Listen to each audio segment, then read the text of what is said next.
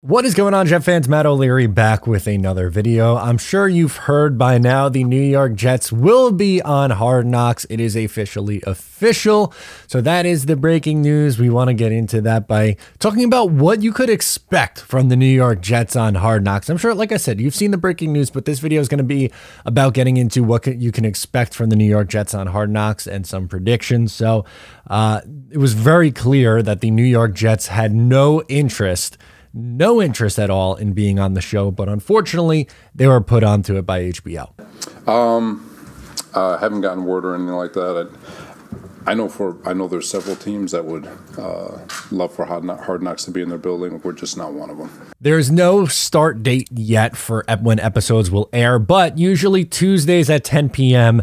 on HBO is when Hard Knocks airs. So guess what? Talking Jets panel right before lead into HBO's Hard Knocks training camp with the New York Jets. I can't think of a better Tuesday night. That is what I will be doing with my time, doing the Talking Jets panel, of course, and then getting into Hard Knocks beyond that. So I guess really what I wanted to do was talk about storylines to watch for in Hard Knocks. There's a few that jump out to me.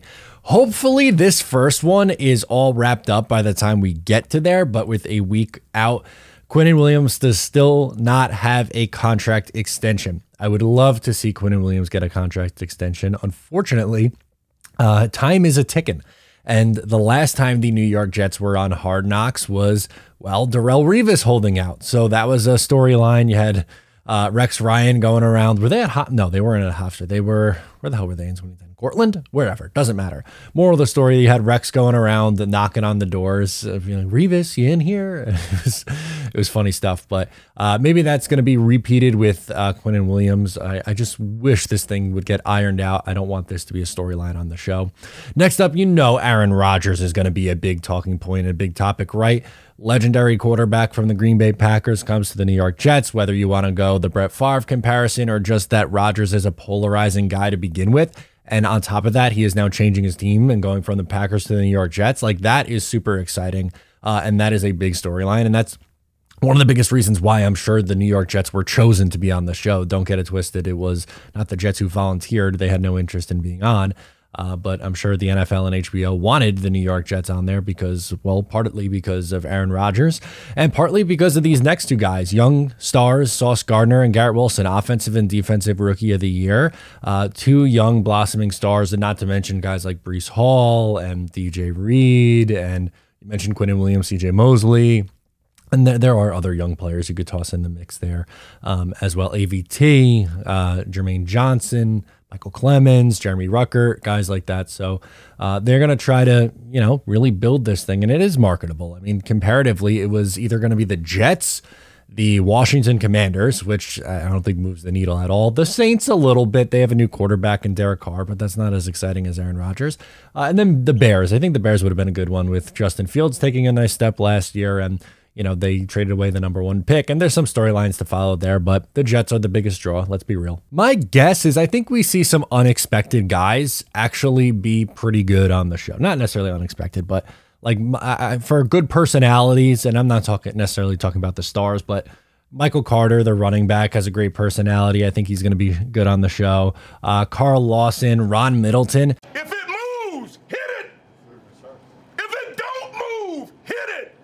And if you're not sure, guess what? Hit it. Absolutely love Ron Middleton whenever he speaks. I bet he is a darling on the show. Michael Clemens, they'll try to get him to speak, but I think he'll be entertaining as he's just an absolute menace to society in the best way possible. And there's some other good ones.